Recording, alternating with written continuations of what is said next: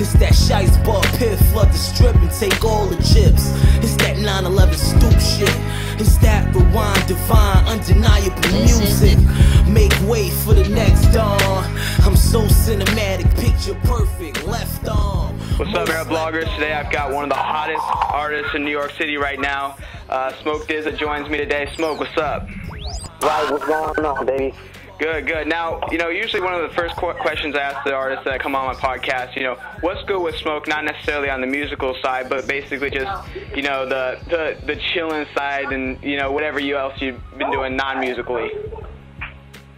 Well, basically, I'm just working, having fun every day. Right. Just trying to stay sucker free. Play Angry Birds. I mean, right now it's Sunday, so Sundays is family day to me, so I'm in the house with my kids. Right. Going on my Al Bundy shit. I'm trying to throw my wife out the window, Yeah, right. Regular shit. Right. Exactly. Now, Rolling Stone, are we still expecting this for August 30th? Is that going to be the... Rolling Stone, August 30th, no pushbacks. No weird suits is going to come in. Okay, right, because, sometimes I ask artists and they're like, oh, whoa, hold on, it's not the day. But, we've got, you've got some high-profile collaborations, not only yourself, but you got, Big Chris, one of them, obviously, and you've done a lot of work with him in the past. You've got Currency on it, Kendrick Lamar, Dom Kennedy.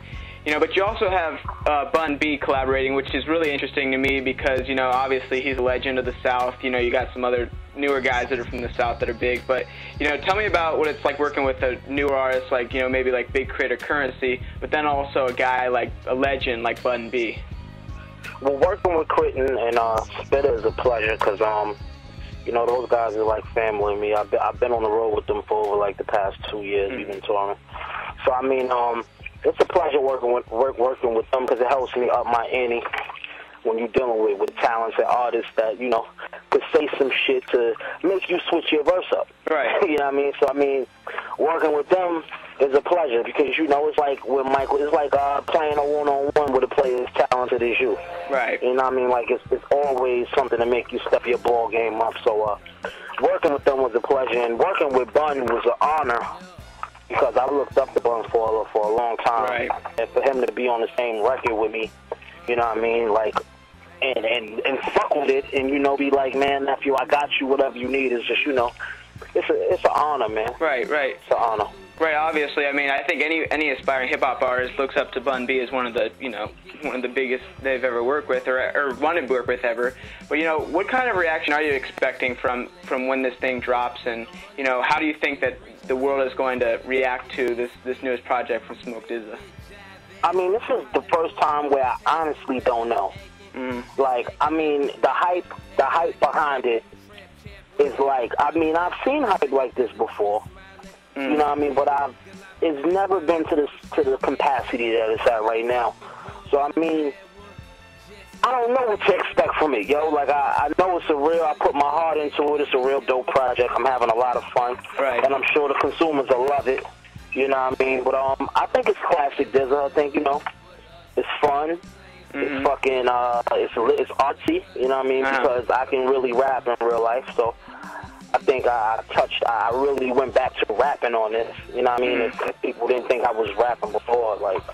And, the topic still remains the same, you know what I mean? Like, I'm Rolling Stone, just exactly what the cover says. And, Okay.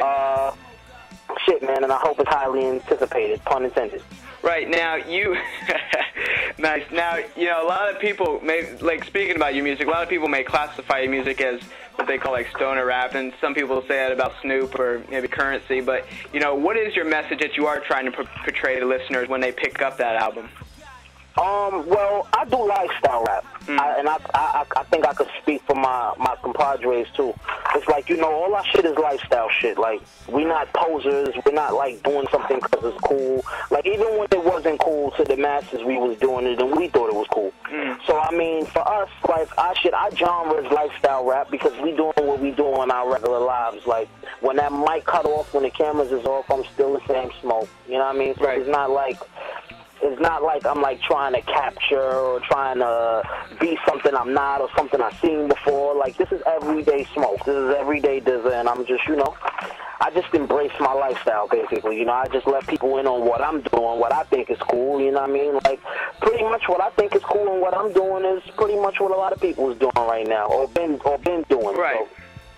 So right. my genre should be classified as lifestyle. Right, exactly. Now, you know, another part of you're a New York MC, and, you know, I've had a lot of New York MCs on my podcast, and I always like to ask them, you know, about being from New York, and now you're from Harlem, and I've seen flashes of that Lenox Ave in your videos, and every time I think about Lenox Ave and I think about Harlem, I think about Big L, someone who I'm sure, as any New York one of the best to ever do it. Yeah, whatever, you know, anybody would ever inspire to be at 1/10 as great as Big L. You know, what does it mean to be from that sort of area, and also to live up to him or want to be as great as the other great New York MCs that have come from that area?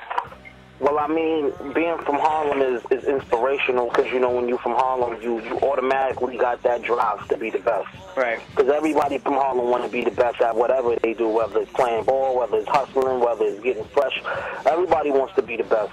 So, I mean, Big L was one of the best lyricists in the world. Mm-hmm. You know what I mean? Just not Harlem. You know what I mean? So it's like, me being from Harlem and, you know, having Cam and Mace and, you know, Dipset, like, they made their way and they set, you know, a tone in Harlem. You know, I'm just trying to bring something else to the table. You know what I mean? I'm not really trying to mirror what I've seen before. I'm trying to be the best Smoke DZA. So pretty much I'm just trying to, you know, be the best at what I do, and so I can have my name mentioned with them down the line sometime. You know what I mean? So, I mean, you know, it's just sometimes you see little mirrors, little mirror images of, you know, of them from paying homage, you know what I mean? But I really want to be the best Smoke DZA. I'm not really, you know, trying to add up to what somebody else was doing, you know what I mean? I'm not trying to fill nobody's shoes. I'm just trying to fit my own. Right. Now, another thing you're part of is today's hip-hop music, obviously. You know, and is there, you know, I've talked to a lot of other artists, and is there a problem with that you find maybe with hip-hop? Now, obviously you like hip-hop because you're part of it, but is there a problem that maybe that there is in hip-hop, or something that you can see improved on? Because a lot of times people say it's too materialistic. You know, a lot of times you know, they start these stupid beefs over, a lot of times it's even over Twitter. It's not even about the music or whatever. But if there is a problem, what would it be, and is there something that you would try to do to change it? Well, shit, I can't really say. I mean, it is a problem, and I'll say the problem isn't with the music. It's with the people that's behind the music, and it's not everyone. You know what I mean? But nothing is original under the sun. So somebody really can't say it's because it lacks originality, because everybody's seen something somewhere before in order to do it now. But you know, it's just a spin on how they do it different. So I say the only problem with the game right now is, I guess, some of the people behind it that's not really A&Rs. A lot of A&Rs should be fired, because for some of the talents to be going around and not be where they're supposed to be is blasphemous. Right. You know what I mean? Because it's a lot of talent. It's a lot of talent. Talented dudes, like super nice dudes that could bring shit to the table that's nowhere where they should be. So I would blame the people that you know, the people in position that do that. It's not. I wouldn't say it's about the art form of music, because I think hip hop is at the best state, is at a real good state right now, because it's a whole new crop of talented artists. Like it's a great draft. It's a great draft class. You know what I mean, coming in. So it's like, I wouldn't say it's the music, I say it's the people behind it. Right. Now, you know, speaking of that new class, you know, hip-hop is especially going a different way with, you know, the independent movement is starting to pick up big time, because, you know, a lot of the major labels aren't getting these guys because they're not willing to pay them, and they're making as much money on the independent labels as they would as a major label artist. So, you know, where do you see, like, you know, hip-hop going with that? Because, you know, a lot of these independents are actually getting to put out the music they like to, you know, do. So what do you see, you know, with all that going, where do you see that going? Sheesh. Well, damn, man, that's a good question. I really don't know, B. Like, I'm really, that's a question I ask myself. Right. I really don't know, man. Like, it's up in the air. It can go either way. You know what I mean? Like, there's always something new coming. So, I mean, that's a great question that I can't even answer. Right. Well, it seems like it seems like it's getting a lot more lyrical, though. Like, you know, yeah, I mean, for sure. I mean, like 4 years ago, we're listening to Soulja Boy and all these like major this was what was hip-hop, and now it's like, it seems like the underground's starting to get up, and you're starting to hear dudes with real talent on the mainstream, guys like yourself, even like Big Crit, Dom Kennedy, some of the guys you got on your album, it's like, a lot more lyricism is coming out today, it seems like, in hip-hop, so do you feel encouraged by that at all? Of course, because I'm a part of that. I'm a part of that wave, a part of, the lyrical guys, the missing essence of hip-hop that's really not missing. I think it's just a lot of people just not listening. They wasn't listening for that. They was listening for 808s and, the different type of beats that make you fucking want to cook and do all that other shit. Like, yeah.